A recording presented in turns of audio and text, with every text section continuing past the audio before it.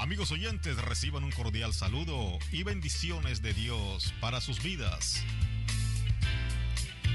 Con la dirección de Joel Peña y la presentación de Eduardo Montealegre, damos inicio a Manantial de Vida, verdades fundamentales a la luz de la Biblia.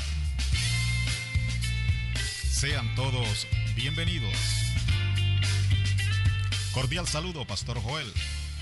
Saludamos en este día maravilloso a toda esta hermosa audiencia. Queremos que la sabiduría de Dios, su sabiduría, su conocimiento en este día pueda edificar nuestras vidas, y deseamos que hoy haya fruto en tu corazón, que el Espíritu Santo pueda llenarte de ese gozo, de esa paz que solamente Él puede dar, y que su palabra nos guíe en todo tiempo. El tema de hoy: dar de gracia. Con ustedes el pastor Joel Peña. Hemos estado compartiendo una temática importante llamada el estudio de las 7 iglesias del Apocalipsis, y cada aspecto de cada iglesia nos ha edificado en lo que debemos y no debemos hacer, en lo que podemos y no podemos hacer en cuanto a la doctrina, en cuanto al entendimiento de qué etapa de la iglesia vivimos o cuáles eran las épocas o los tiempos, y de cada iglesia, de cada una de ellas, de Éfeso, Esmirna, de Pérgamo, de Tiatira, Sardis, Filadelfia y la Odisea. De cada una de ellas pudimos ver aspectos, lo que Dios reprendió, lo que Dios exaltó, y la última de las iglesias, que es la iglesia de la Odisea, es la que mejor dibuja la etapa actual de la iglesia. Y por eso en esta mañana vamos a leer Apocalipsis capítulo 3, versículo 17. Apocalipsis 3, 17. Porque tú dices: yo soy rico y me he enriquecido, y de ninguna cosa tengo necesidad, y no sabes que tú eres un desventurado, miserable, pobre, ciego y desnudo. En el afán actual de la predicación irresponsable, llamémoslo de esa manera, se ha elevado al hombre al nivel de un Dios. ¿Cómo ve Dios al hombre y cómo el hombre cree que es Dios? Cuando comenzamos a explicar esto en las escuelas donde Dios nos ha permitido enseñar, las personas tienen conceptos acerca de Dios. Para unos Dios es un círculo, para otros es un cuadrado, para otros es como los enseñaban los abuelos, pero la Biblia es clara de quién es Dios. Dios es el Todopoderoso, el soberano de los reyes de la tierra, la gloria de Israel, y muchos títulos que la Biblia marca acerca de lo que es Dios. Pero ¿cómo ve Dios a la iglesia? En Apocalipsis 3:17 la iglesia dice: yo soy rico y me he enriquecido, y de ninguna cosa tengo necesidad. Es un cuadro, es una imagen de la actualidad en cuanto a cuál es el centro o el epicentro del mensaje de hoy. En nuestros días es muy común escuchar a las personas decir: yo soy rico, tengo que confesarlo para que se haga una realidad, tengo que decretarlo, tengo que repetirlo 300 veces, 400 veces, y me he enriquecido. Primero, la autosuficiencia de decir yo soy rico, y la segunda, postulado, y me he enriquecido. Es decir, el fin en este pasaje, el comienzo, la introducción del pasaje, del versículo es hasta dónde llegó la iglesia a decir que ella es rica y que se ha enriquecido. Y tercero, y de ninguna cosa tengo necesidad. Hoy en día se juega mucho con las necesidades de las personas. Muchas personas se les está vendiendo un solucionador de problemas automático, como si el camino de Cristo no tuviera dificultades, como si en el camino de Cristo no hubiera adversidades. Y es una imagen que comenzó a venderse a partir, y decíamos en programas pasados, de una escuela llamada el positivismo, que más se arraigó en la parte de Norteamérica y Europa. El positivismo es una escuela de pensamiento que llevó y conllevó a la famosa declaración positiva. Pero la Biblia enseña otro aspecto distinto de lo que es la fe. ¿Cómo ve Dios a esta iglesia? Le dice: y no sabes que tú eres, y ya lo lleva al nivel singular, un desventurado, es decir, un creyente que dejó de confiar en Cristo, dejó de confiar en sus escrituras, y se fue a las fábulas, se fue a lo que son los mandamientos de hombres. ¿Cómo ve Dios a ese creyente? Como un desventurado, miserable, pobre, ciego y desnudo. Pero A mí me encanta cuando la palabra de Dios nos da la respuesta. ¿Qué dijo Jesús de esta temática? Cuando Jesús se le confrontaba con un tema difícil aparentemente para los hombres, él siempre lo llevaba a los orígenes, a la escritura. Y yo quisiera compartir en esta mañana el Evangelio de Mateo, capítulo 10, versículo 8. Mateo capítulo 10, versículo 8. Sanad enfermos, limpiad leprosos, resucitad muertos, echad fuera demonios. De gracia recibisteis, dad de gracia. Este corto pasaje está ubicado en un contexto donde Jesús está hablando con sus discípulos. Es un contexto que está enmarcado dentro de un capítulo de la Biblia, pero específicamente en el versículo 8 hay una serie de ordenanzas que Dios le está dando a sus discípulos y está enseñándoles a ellos qué deben hacer, cómo lo deben hacer. Cuando arranca este capítulo 10 en su versículo 1, el Señor le está dando autoridad a sus discípulos, les está diciendo la capacidad de ellos. Luego en el versículo 2 habla acerca de el nombramiento de los apóstoles, ahí aparecen sus nombres en capítulo 2 y capítulo 3. Capítulo 4 dice: a estos dos envió Jesús y les dio instrucciones diciendo, y empieza a explicarle a los apóstoles: por camino de gentiles no vayáis, y en ciudad de samaritanos no entréis. Había una especificación para ese tiempo, pero luego le dice en el versículo 6: si no id antes a las ovejas perdidas de la casa de Israel.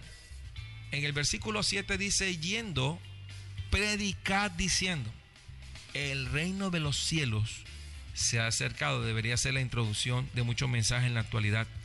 El reino de los cielos se ha acercado. Ahora viene el versículo 8: sanad de enfermos. El evangelio en su continuidad de la obra de Cristo, porque muchos hoy en día ya no creen en milagros ni en sanidad debido al abuso de estos dones. Sanad de enfermos, dice Jesús de Nazaret, limpiad leprosos, resucitad muertos, echad fuera demonios. Pero ahora aclara específicamente: de gracia recibisteis, dad de gracia. Y es importante cuando en la lengua griega, que fue la lengua que fue escrita en el Nuevo Pacto, la palabra gracia tiene dos connotaciones principales. Cuando Jesús dice de gracia recibisteis, dad de gracia, menciona un adverbio que es el adverbio doream en el griego. Doream significa libremente. Doream significa también sin causa, de balde. También en su significación en cuarta instancia significa gratuitamente. Es decir, esta no es la palabra gracia que aparece allá en Romanos cuando habla de que somos salvos por gracia. No aparece la palabra charis o caris o garis. Tiene tres maneras de pronunciarse. Sino que es la palabra doream. Doream viene de una palabra raíz que es la palabra dorea. Dorea significa un presente, un regalo, por lo cual no se paga un precio, por lo cual no hay un costo, sino que se recibe gratuitamente. Ese fue el vocablo que aparece en Mateo 18. De gracia, dice, de gracia recibiste. No puedo dar algo que no he recibido. Que en el contexto Jesús no está hablando de dinero.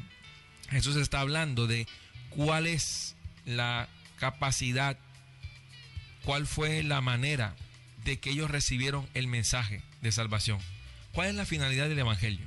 Enriquecerse o que las almas de los hombres sean rescatadas.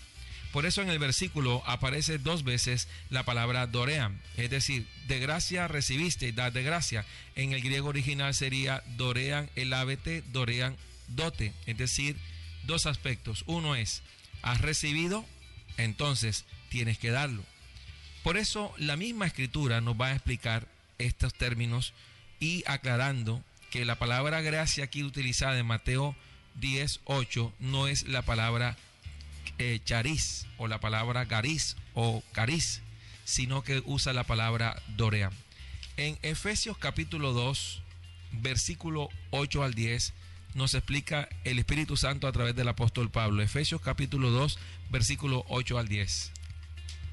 Porque por gracia sois salvos por medio de la fe, y esto no de vosotros, pues es don de Dios, no por obras para que nadie se gloríe, porque somos hechura suya, creados en Cristo Jesús para buenas obras, las cuales Dios preparó de antemano para que anduviésemos en ellas. En estos pasajes cortos pero poderosos, el Señor Jesucristo, el Espíritu Santo a través del apóstol Pablo nos enseña, porque por gracia sois salvos. Es decir, ahora aparece la palabra gracia como la palabra charis, es decir, la capacidad de Dios, no la mía. Porque por gracia sois salvos por medio de la fe. Aparece el elemento de la fe. La fe no es positivismo. La fe tiene sus connotaciones bíblicas. La mejor descripción la encontramos en el famoso pasaje de Hebreos 11, cuando dice: es pues la fe, la certeza de lo que se espera, la convicción de lo que no se ve. No está hablando en ninguna declaración positiva, ¿verdad? Jesucristo, cuando fue al Calvario, claramente en su oración no dijo yo declaro, yo decreto, sino dijo hágase tu voluntad. Y esto no de vosotros, dice el apóstol Pablo, pues es don de Dios. Aparece la palabra don aquí como la palabra doreo o dorean, que es el regalo de Dios a través de esa gracia.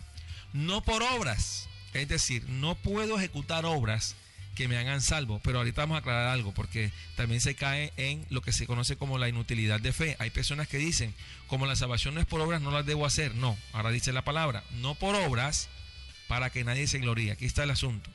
No puedo gloriarme de las obras que hago, porque en sí las obras que yo hago, la capacidad me la ha dado el Señor. Pero luego dice en el versículo 10, porque somos hechura suya, creados en Cristo Jesús para buenas obras. Miren el equilibrio que hay. No somos salvos por obras, pero fuimos creados en Cristo Jesús. Somos hechura suya, creados en Cristo Jesús para buenas obras, las cuales Dios preparó de antemano para que anduviésemos en ellas. Usa la palabra andar, anduviésemos, es un término ambiguo el español de 1500. Anduviésemos en ellas, es decir, para andar en ellas. Es decir, que debo entender que hay un equilibrio entre la salvación no es por obras, pero una vez que la gracia de Dios viene sobre mí, debo hacer obras dignas de arrepentimiento. Y es lo que Pablo nos explica más adelante en otros textos, pero yo quiero llevarlos a la defensa de la fe que el apóstol Pablo hace de la palabra con respecto a este punto. Y quiero repetir el versículo para que usted no tenga confusión. Porque por gracia sois salvos. Y aquí la palabra gracia utilizada no es la misma palabra que utiliza Jesús en Mateo 18. Aquí ya usa la palabra charis, o caris o garis, que es la misma palabra, solamente que la letra inicial en el griego tiene varias maneras de pronunciarse. Porque por gracia sois salvos. Es decir, no puedo con dinero, no puedo con tarjeta de crédito comprar mi salvación. No puedo dar una parte monetaria, no puedo salvar un solo alma, ni con dólares, ni con euros, ni con pesos, ni con ninguna moneda de valor adquisitivo. No puedo comprar la salvación de nadie. No es bíblico, no es doctrinal, no es teológico. Por gracia sois salvos. Es decir, ¿cuánto cuesta? Jesús en cuanto a la salvación no enseñó que hay relación directamente proporcional entre la capacidad adquisitiva o el dinero que tiene una persona con el perdón de pecados. Cuando hacemos esto cometemos blasfemia. ¿Por qué? Porque la Biblia dice claramente por qué fuimos comprados: por precio de sangre. Y la sangre no de cualquier persona o de cualquier animal, la sangre de Cristo. Así que el aspecto de por gracia sois salvos aclara que no es por dinero la capacidad adquisitiva, sino por medio de la fe. Es decir, por gracia sois salvos por medio de. ¿Cuál es el medio? La fe. Y para creer no se necesita tener dinero, o no tenerlo o tenerlo, porque para eso también Jesucristo predicó a los ricos y a los pobres. Y esto no de vosotros, es decir, no es nuestra propia capacidad, no es nuestro propio poder el que nos hace salvos. Dice claramente, pues es don de Dios. Y hoy en día mucho se ha jugado con esta parte doctrinal fundamental en la Escritura. Hoy en día se juega aún con la salvación de las personas y aún con la sanidad de las personas, cuando en Mateo Jesús está hablando de que lo que yo recibí gratuitamente, lo que yo recibí sin causa, no había motivo para que el Señor me lo diera. Lo que yo recibí yo libremente, debo darlo libremente. No puedo coaccionar, no puedo colocar cuotas a una predicación. No puedo colocarle, decir, porque hay iglesias que dicen y predicadores que le dicen al pastor, bueno, ¿cómo quiere el servicio? Si lo quiere con milagros, tiene un precio.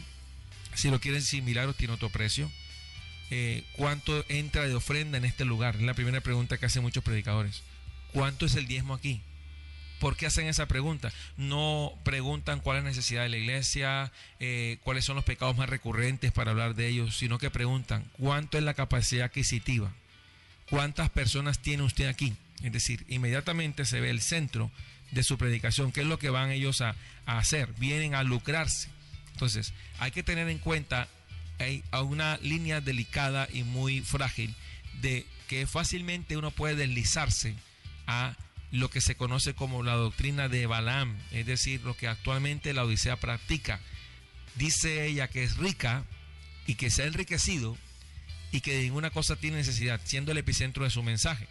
Pero el apóstol Pablo, el Espíritu Santo a través de él claramente dice, no por obras para que nadie se gloríe, porque somos hechura suya, creados en Cristo Jesús para buenas obras, las cuales Dios preparó de antemano para que anduviésemos en ellas.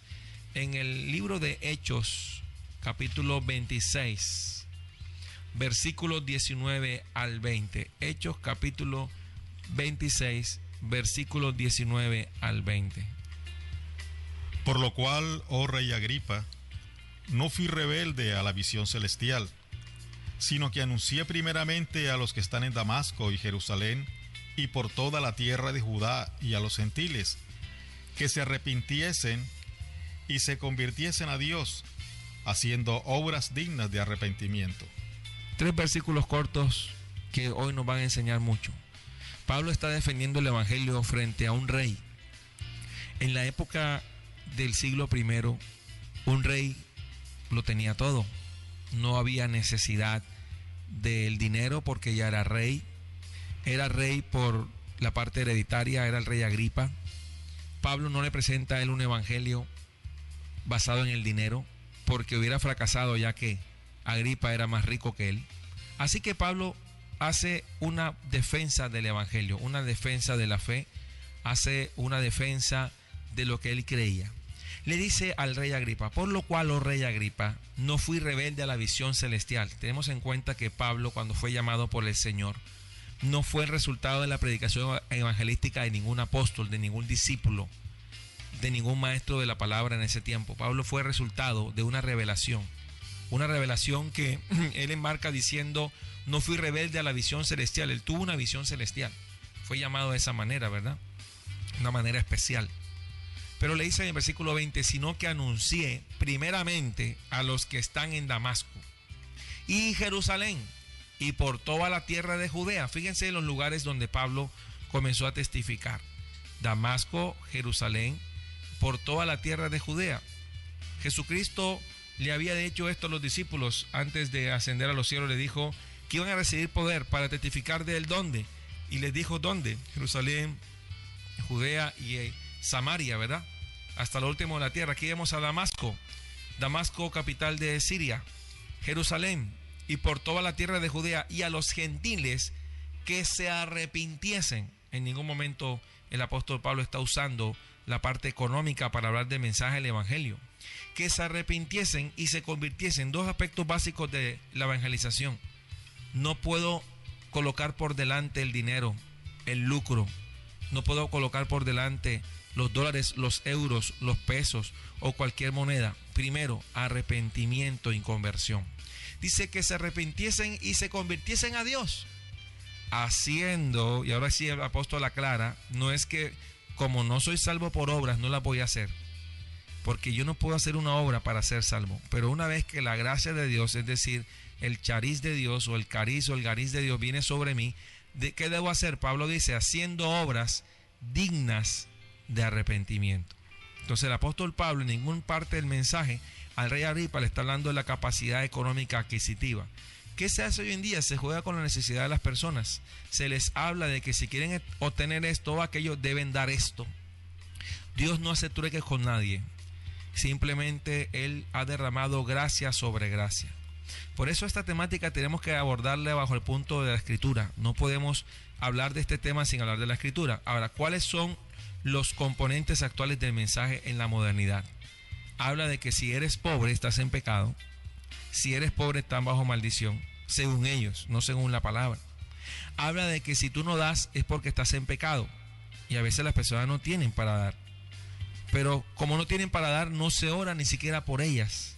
Hay predicadores que hacen exclusión, dice, bueno, los que no tienen pónganse a la derecha o a la izquierda, y los que tienen a la derecha o a la izquierda, y entonces oran solamente por los que tienen, y por los que no tienen no se ora. Y esto sucede en todo el mundo. Está plagada las naciones de muchos de estos maestros, falsos maestros, claro está, y de estos falsos obreros y falsos predicadores. Y lo más triste de esta situación es la siguiente. O sea, la palabra nos manda a dar de gracia de lo que de gracia hemos recibido, pero ellos ni siquiera cobrando están dando el evangelio, porque lo que se predica por parte de estos individuos, falsos maestros, falsos profetas, falsos apóstoles, verdaderos apóstatas, es otro evangelio. Ellos predican a otro Cristo. Ellos lo que hacen es usar el nombre de Jesucristo. Ellos lo que hacen es colocarse a la sombra del evangelio para hacer mercadería de las almas. Porque lo que realmente les motiva, lo que realmente les preocupa es cumplir unas metas económicas. Es llevar a la gente a un nivel de cauterización de sus conciencias, de volverlos unos títeres que respondan a todas esas visiones falsas donde están desnudando su codicia y su amor por el dinero. Esta es una realidad grande. O sea, ya entraron en apostasía y se apartaron totalmente del evangelio.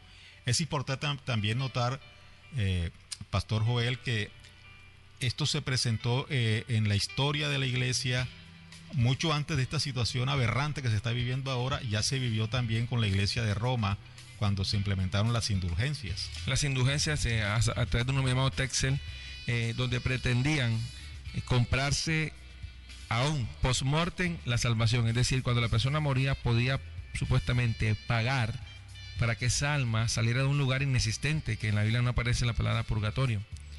Pero basado en esa doctrina fue que se genera la reforma. Es decir, ¿por qué hubo el inconformismo? Hubo librepensadores, por ejemplo, Erasmo de Ciredo de Rotterdam, un ilustrado, un hombre lleno de letras, que no se acogió a la reforma directamente, pero estaba en contra de la práctica de la indulgencia. Luego se levanta un hombre llamado Martín Lutero. ¿Por qué Lutero coloca las 95 tesis en la iglesia de Wittenberg? ¿Por qué los coloca? Porque estaba hastiado de ver el abuso que hacían por parte del clero, de lo que se estaba coercionando, haciéndose coerción a los creyentes o feligreses para que diesen un dinero que no debían de dar por pago de la salvación de un alma para que no fuera al purgatorio. Esto fue un sistema creado para el enriquecimiento. Es decir, la palabra de Dios prohíbe esta práctica. Por eso es importante leer toda la Escritura. Cuando los apóstoles predicaron el evangelio, ellos en ningún momento enseñaron el lucrarse con el evangelio. De hecho, voy a leer un texto que está allí en el libro de Hechos capítulo 2, versículo 37. Dice: al oír esto se compungieron de corazón, después de que Pedro dio su primer discurso, y dijeron a Pedro y a los otros apóstoles: varones hermanos, ¿qué haremos? Fíjense la pregunta, ¿qué haremos? Todavía estaba el concepto de que hay que hacer algo. Ellos pensaban, algunos modernamente enseñan, bueno, si quieres ser salvo tienes que pactar $1.000.000, tienes que pactar $20,000. Si quieres que tu familiar se levante la silla de ruedas, tienes que pactar $1,000, $2,000, $5,000. Es abusar de la Escritura, es abusar en una manipulación aberrante lo que la Biblia no dice. Vamos a ver la respuesta del apóstol Pedro, y recalco la palabra apóstol. El apóstol Pedro dice lo siguiente: cuando le preguntan ¿qué haremos?, Pedro les dijo: arrepentíos y bautícese cada uno de vosotros en el nombre de Jesucristo para perdón de los pecados. ¿Cuál era el epicentro? Los pecados. Y recibiréis el don del Espíritu Santo, el regalo. Recibiréis gratuitamente el don del Espíritu Santo. ¿Pero a través de qué? Arrepentimiento y conversión. En ninguna parte de este pasaje, no lo va a encontrar en ninguna parte del capítulo 2, el dar dinero por. Esta enseñanza fue una enseñanza tergiversada, que desde los principios de la iglesia primitiva se comenzó a hacer esta lucha, pero que hoy en día se ha magnificado a través de los medios de comunicación. Es decir, no hay vergüenza para pedir descaradamente un dinero que no va a hacer efecto en nada. Ellos supuestamente, hermano Eduardo, pasan testimonios por televisión e internet, pero se ha descubierto que muchos de esos testimonios son fraudulentos, no son reales. Se ha hecho un mercado alrededor de los milagros, se ha hecho un marketing alrededor de las señales. Y quiero aclarar algo: el poder que ejecutan ellos no es un poder del Espíritu Santo, es un poder engañoso. La Biblia aclara en Tesalonicenses de dónde procede ese poder: un poder demoníaco, espíritus engañadores, espíritus suplantadores. Entonces las personas me preguntan: pastor, pero entonces ¿el Espíritu Santo actúa en ellos? Yo pregunto: ¿el Espíritu Santo actúa en la mentira? ¿El Espíritu Santo actúa en la herejía? ¿Actúa en la blasfemia? En la mentira no actúa, Él actúa en la verdad. La palabra dice Jesús claramente que Él nos guiaría a toda la verdad. Así que lo que procede de engaño no contiene Espíritu Santo. Pero ellos dicen: no, pero es que es una iglesia, es un templo, es un predicador. Sí, pero también en el tiempo bíblico había palabreros, había gente engañadora, habían judíos ambulantes exorcistas, los hijos de un tal hombre, Seba, que predicaban y supuestamente echaban fuera demonios, y no pudieron con un demonio allá cuando Pablo estaba predicando. Entonces esto no es nuevo, es algo que la Biblia ya había enseñado, que vendrían en nuestros tiempos. El Espíritu dice claramente, dice la palabra, ¿verdad?, que vendrían en estos tiempos falsos maestros, falsos profetas, hombres intemperantes, implacables, ¿verdad?, aborrecedores de lo bueno, implacables, sin afecto natural. Es decir, el apóstol Pablo a Timoteo le enseña el carácter de los hombres de los posteros días, y estamos en los posteros días.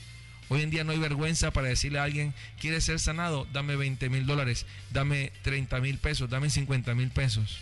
Pero la palabra enseña otra cosa, la Escritura, ¿verdad? Entonces es una enseñanza opuesta a lo que la palabra de Dios enseña.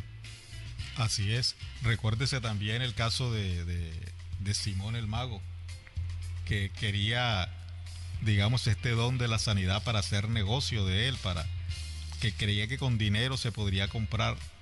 Pero resulta que lo que nosotros tenemos del Señor, la vida, la salvación, la fe, la salud, el hecho de levantarnos y poder respirar, todo es por gracia, todo es por la misericordia de Dios, todo es porque Él nos los quiere dar. Ahora bien, si nosotros tenemos estas cosas en nuestra vida, si las atesoramos, si sabemos que son buenas, entonces el Señor nos insta a que demos también eso de gracia, a que le digamos a otros: existe un Salvador, existe un Dios que se hizo hombre, que vino a morir en una cruz por nuestros pecados para darnos la salvación, para darnos una vida, y una vida en abundancia. Y nosotros tenemos que decirle eso al mundo, para que aquellos que también han sido escogidos para salvación conozcan este mensaje y lleguen a los pies de Jesucristo. Hechos capítulo 8, versículo 18. Cuando vio Simón que por la imposición de las manos de los apóstoles se daba el Espíritu Santo, les ofreció dinero, diciendo, versículo 19: dadme también a mí este poder. No está diciendo que le den a Dios. Dadme también a mí este poder, para que cualquiera a quien yo impusiere las manos reciba el Espíritu Santo. Miren la manera fraudulenta que él quería recibir el don de Dios, por lucro, por dinero. Pero el versículo 20 pareciera una escena del 2015, ya estamos en el 2015, perdón. Dice: entonces Pedro le dijo: tu dinero perezca contigo. Hay que predicar esto en el 2015, hermano Eduardo. A muchos predicadores hay que decirle: tu dinero perezca contigo. Levantarse en las congregaciones y decir: tu dinero perezca contigo, porque has pensado que el don de Dios, es decir, el regalo, el doreo de Dios, se obtiene con dinero. No tienes tu parte ni suerte en este asunto, porque tu corazón no es recto delante de Dios. Esta es la viva imagen de lo que pasa en la actualidad. Y también hacerle un llamado a las ovejas, a las personas que llegan a este tipo de iglesias y que se dejan motivar por este tipo de mensajes y caen también en ese facilismo de creer que con sus dineros, de creer que con sus aportes económicos, de creer que con sellar la palabra, como lo llaman algunos, de creer que con sus pactos pueden comprar a Dios. Y cuán lejos están de la realidad, cuán lejos están de la verdad de Jesucristo y cuán cerca están de llevar sus almas al infierno.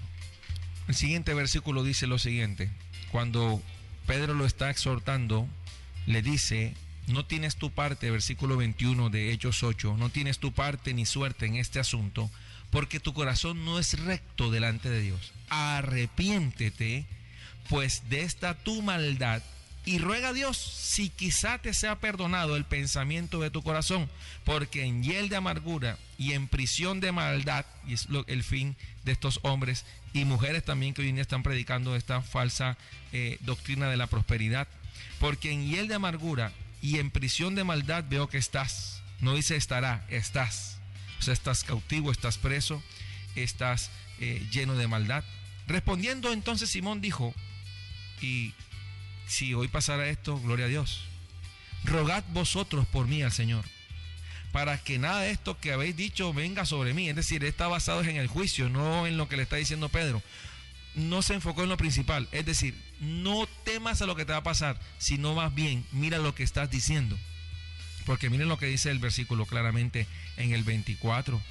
Dice, respondiendo entonces Simón dijo: rogad vosotros por mí al Señor. Es decir, no va a orar él mismo, sino le dijo a ellos: oren ustedes por mí al Señor, para que nada de esto que habéis dicho venga sobre mí. ¿Por qué va a venir sobre ti? Por causa de haber pensado que con dinero puedes comprar el don de Dios. Y este es el vivo cuadro que hoy en día en las iglesias, en grandes congresos y conferencias a nivel mundial, donde se muestran como grandes maestros, pero en realidad no tienen nociones básicas de la Escritura. Es decir, no tienen una doctrina mínima de lo que es la palabra de Dios. Y es importante que la iglesia estudie la palabra. Y veo que tenemos una diferencia en cuanto a que Jesús, ¿qué mandó a hacer? ¿Mandó a solamente evangelizar o dijo, por tanto, id y hacer discípulos? Y se nos ha olvidado que un creyente sin discipulado es un peligro. Es decir, son personas que cualquier viento de doctrina o estratagema de hombre puede desviarlos. Jesús no dijo, id y hacer creyentes. Dijo, por tanto, id y hacer discípulos a todas las naciones. Entonces, Iglesia de Cristo invierte en programas de capacitación, de adoctrinamiento, programas de discipulado, invierte en programas de preparación. ¿Y cuánto a la Iglesia de Cristo hoy en día le cuesta estudiar? ¿Y cuán maltratamos a los maestros de la palabra? De hecho, el ministerio de maestros hoy en día se tiene por debajo y se le presta más atención a las fábulas y a las supervisiones actuales que a un maestro. Y quiero decir algo muy sinceramente: la Iglesia de Cristo tiene un problema, porque la Iglesia de Cristo está de pronto haciendo una injusticia con respecto a esta parte, ¿verdad? Alguien nos está enseñando la palabra y entonces tenemos el descaro de decirle, hermano, ¿cuánto cuesta esto? ¿Por qué no sale de tu corazón dar? ¿Por qué los institutos bíblicos tienen que poner una cuota? ¿Saben por qué? Porque si lo pusieran a la libre voluntad de las personas, solamente le traerían un pedazo de pan y un poquitico de jugo, o ni siquiera le darían nada, simplemente le dirían gracias. Pero el Señor dio una instrucción que los que son capacitados por el Evangelio, a los que le están enseñando, deben darle algo. Pero eso es lo que sucede hoy en día, iglesia. No se valora la capacitación. Y cuando usted dice clase de bautismo, clase de discipulado, clase de doctrina, 4, 5, 6. Pero usted dice servicio de milagros, 300 personas. Usted dice servicio de pacto para sanidad, 3,000 personas. Pero cuando usted dice escuela de entrenamiento bíblico, 2, 3 personas, 4 personas. Y peor cuando usted dice servicio de oración, 6 personas. ¿Qué le pasa a la Iglesia de Cristo en nuestros tiempos? Ya no entiende lo que es de gracia recibisteis, dad de gracia. Es decir, Dios no te está diciendo que abuses de tu derecho. Y por eso allí en Romanos capítulo 3 versículo 24, el Espíritu Santo a través del apóstol Pablo nos enseña lo siguiente. Romanos capítulo 3 versículo 24. Siendo justificados gratuitamente por su gracia, mediante la redención que es en Cristo Jesús. siendo justificados gratuitamente. Utiliza un vocablo semejante al que usó Jesucristo. La gratuidad del Evangelio. Cuando las personas hoy en día dicen, ¿qué debo hacer? Que fue lo que le dijo el carcelero de Filipo a el apóstol Pablo cuando estuvieron allá presos, allá en Hechos capítulo 16. La gran pregunta que hace la gente, ¿qué debo hacer? ¿Por qué pensamos que tenemos que hacer algo cuando lo que hay que hacer es arrepentirse y convertirse? En Hechos 16, versículo 30, dice, y sacándolos les dijo, señores, ¿qué debo hacer para ser salvo? Allí, modernamente, algún predicador falso hubiera dicho, bueno, debes pactar, debes dar esto, debes entregarme tu casa, debes darme tu carro, debes darme tu sueldo. Mire lo que dice. Sacándolo les dijo, señores, ¿qué debo hacer para ser salvo? Ellos dijeron, cree en el Señor Jesucristo, y serás salvo tú y tu casa. Creer. ¿Por qué el apóstol no le puede exigir dinero por la salvación? Porque sabe claramente, el apóstol en ese momento sabía que siendo justificados gratuitamente por su gracia, mediante la redención que es en Cristo Jesús. ¿Qué es redimir? Es comprar de regreso lo que por derecho era del dueño original, pero hay un costo, hay un precio. Redimir no solamente es el término, la persona dice, ¿qué es redención? Bueno, el punto de la redención es que el precio que está intermediando en el asunto es la sangre de Cristo. Por eso dice que es en Cristo Jesús, a quien Dios puso como propiciación. La palabra propiciación tiene que ver con la tapa del arca, que era el propiciatorio, ¿verdad? Lo que cubría, porque dice Juan el Bautista, es aquí el Cordero de Dios que quita el pecado. No solo lo va a cubrir, sino que lo va a quitar. A quien Dios puso como propiciación por medio de la fe, vuelvo a mencionar la fe, en su sangre. Aquí aclara, no hay cheques posfechados, ni hay bonos pensionales aquí, no hay dinero, no hay moneda, no hay tarjeta de crédito, sino que es por medio de la fe en su sangre, la sangre de Cristo, ¿verdad? Para manifestar su justicia a causa de haber pasado por alto en su paciencia los pecados pasados. Es decir, siendo justificados como gratuitamente. Quiero decirte, iglesia de Cristo, tú eres justificado gratuitamente por su gracia mediante la redención que es en Cristo Jesús. ¿Dónde? En la sangre de Cristo. Entonces, esta doctrina que es la bíblica, la verdadera, va contraria a lo que hoy en día se está enseñando. La Odisea dice, yo soy rico y me he enriquecido. Y peor dice, y de ninguna cosa tengo necesidad. ¿Cómo la ve Dios? Decimos enfáticamente lo que dice la palabra, desventurado, pobre, miserable, ciego, desnudo. Aunque aparentemente la iglesia materialmente esté hoy en día prosperada, entre comillas, ¿cómo la ve Dios? No deja el adulterio, no deja la fornicación, no deja la mentira, no deja el engaño. Tiene una apariencia de piedad, aparentan ser creyentes, pero sus vidas no reflejan el fruto del Espíritu. Sus vidas están llenas de codicia, de adulterio, de fornicación, de inmundicia. Eso es lo que son. Dios los ve a ellos, los ve a aquellos que están predicando la doctrina de Balaam, los ve como desventurados, pobres, ciegos, desnudos, miserables. Aparentan tenerlo todo, pero no tienen nada. ¿Sabes por qué? Le falta lo más importante, colocar su fortaleza o su confianza en la sangre del pacto eterno, por medio de la fe en su sangre, dice Romanos capítulo 3, versículo 25, ¿verdad? Entonces, recapitulando lo que estamos diciendo, la palabra está enseñando lo que significa lo que nos han dado de gracia, debo dar de gracia. Y repetimos que el vocablo utilizado en Mateo 18 es el vocablo dorean, donde viene la palabra doreo o regalo, un presente, es decir, debemos dar libremente lo que libremente el Señor nos dio. Ahora, imagínense que el Señor hubiera escogido a los apóstoles por capacidad adquisitiva. ¿A dónde fue? A una región donde no había mucho dinero, a Galilea de los gentiles, una región costera alrededor de un pequeño mar interior, y allí los que estaban eran pescadores, los discípulos de Jesucristo. Aunque sabemos que algunos tenían capacidad adquisitiva, los primeros discípulos fueron pescadores humildes, sencillos, hombres que dejaron sus redes para seguir al Señor. Pero Jesucristo no les enseña a ellos un manual de prosperidad. Y de hecho, la prosperidad no es una teología.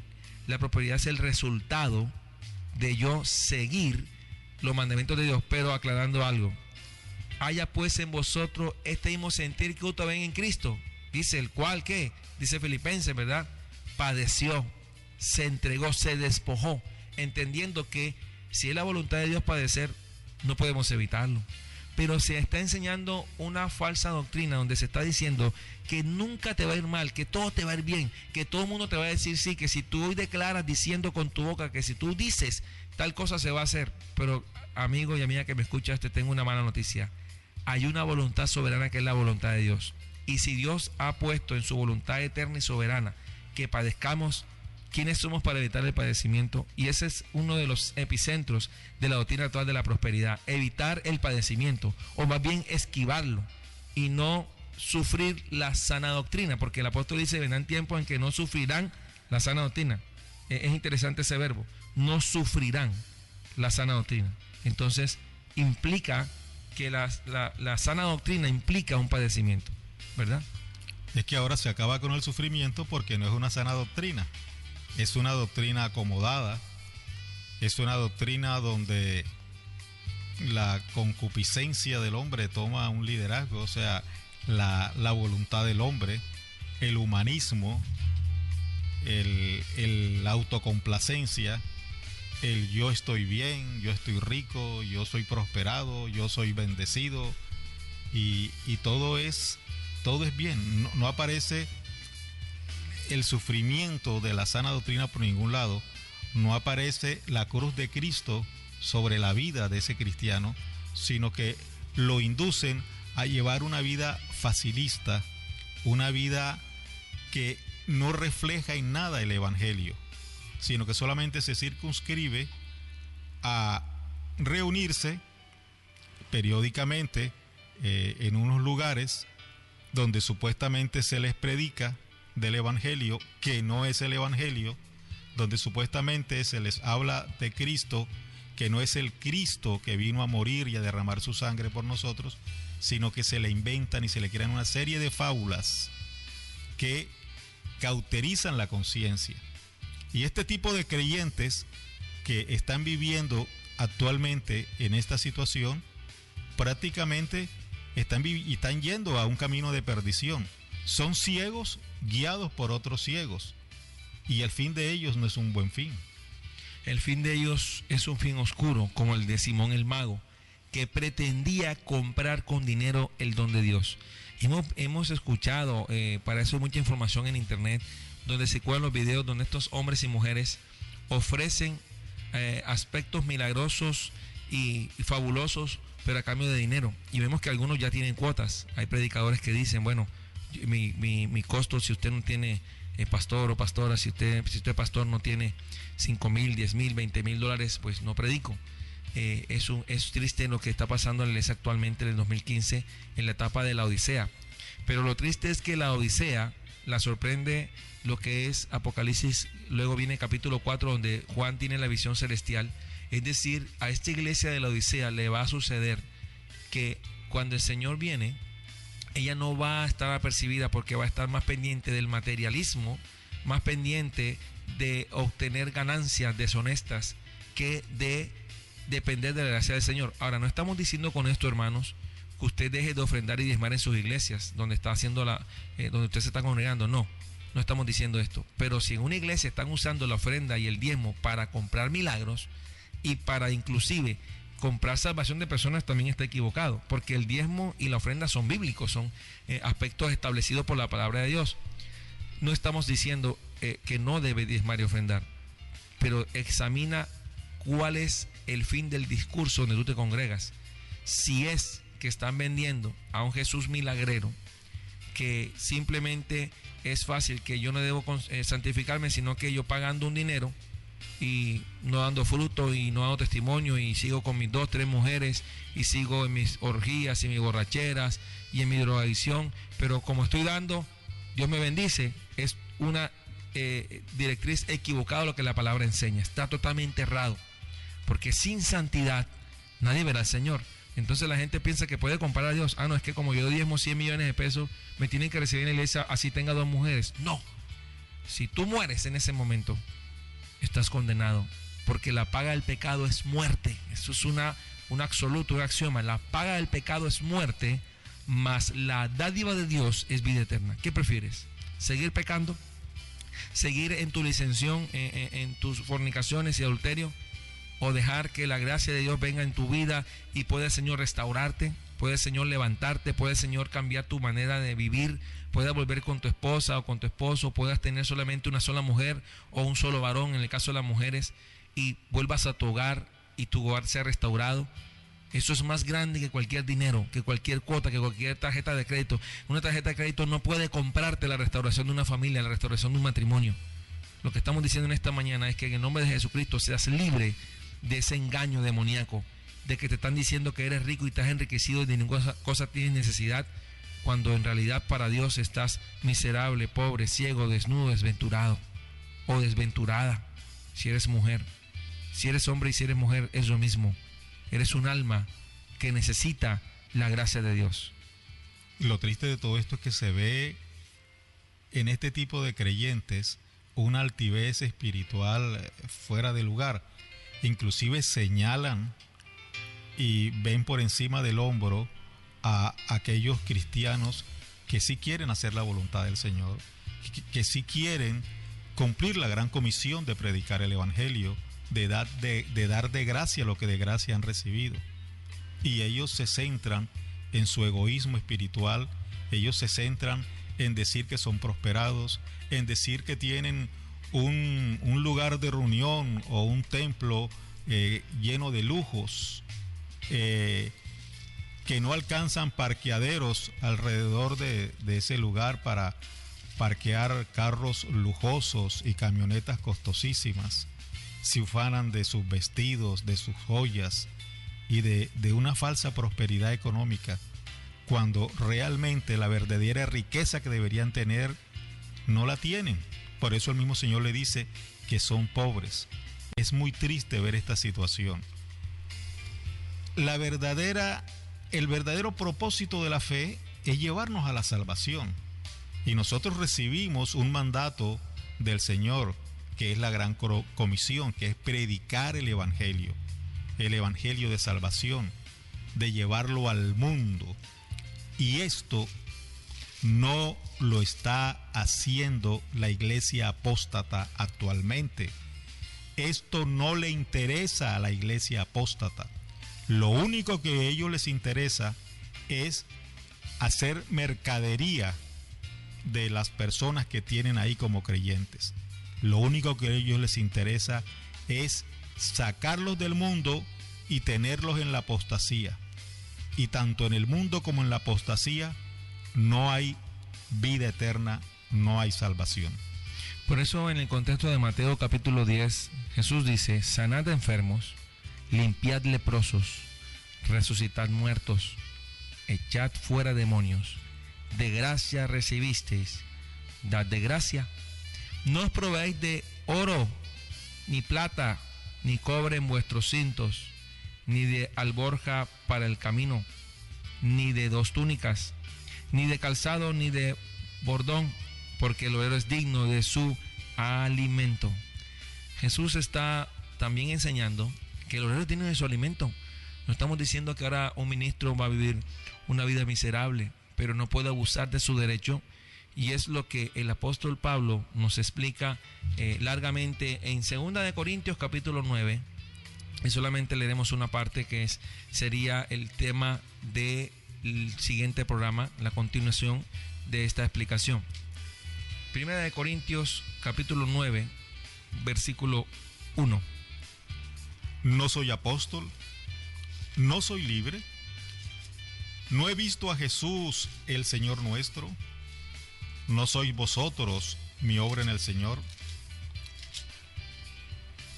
Dice: si para otros no soy apóstol, para vosotros ciertamente lo soy, porque el sello de mi apostolado sois vosotros en el Señor.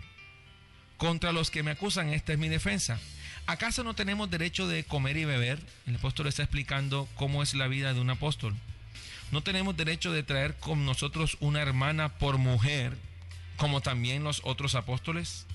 Y los hermanos del Señor, los hermanos, porque recuerda que entre los discípulos habían hermanos directos de Jesús. Dice, y Cefas, es decir, Pedro, tenía esposa. Y esa doctrina de que Pedro fue un papa es equivocada porque tuvo esposa. Rompe el lineamiento de que el papa no puede tener mujer.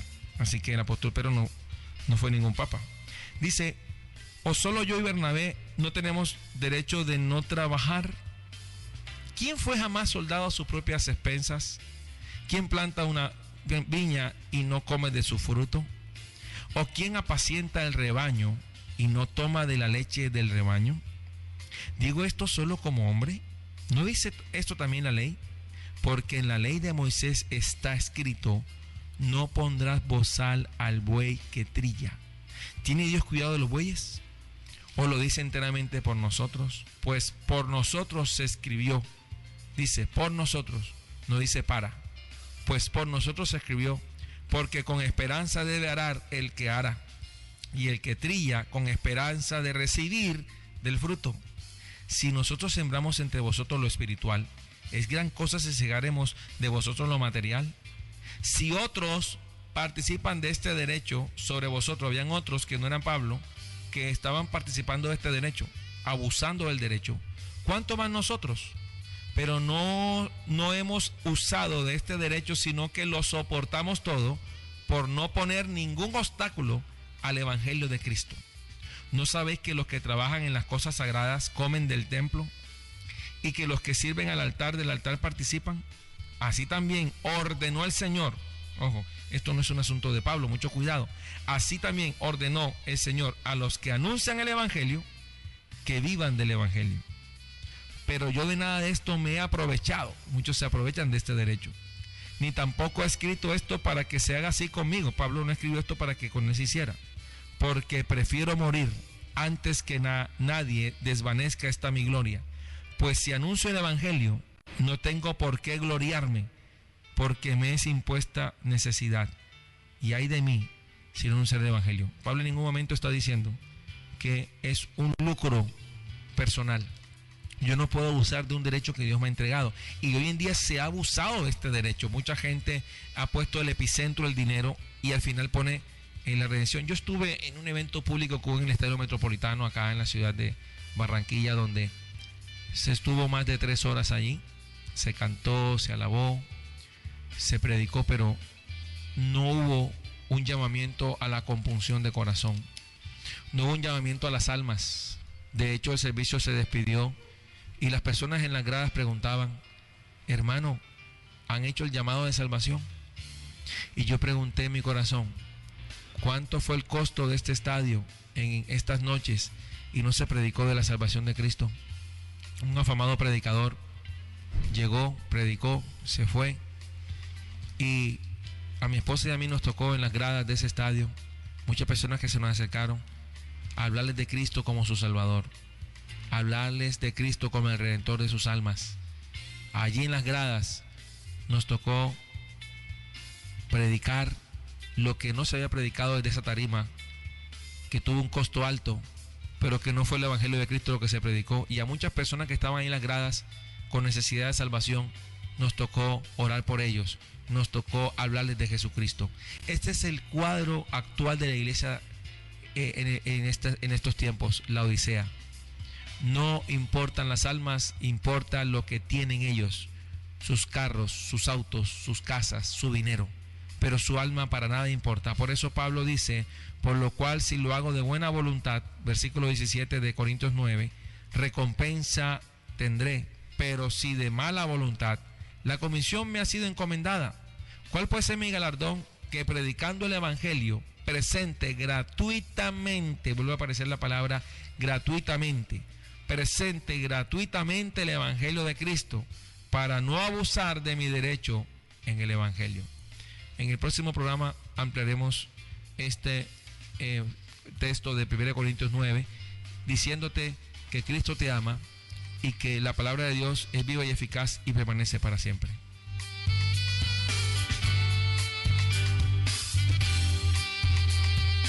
Estamos presentando Manantial de Vida, verdades fundamentales a la luz de la Biblia.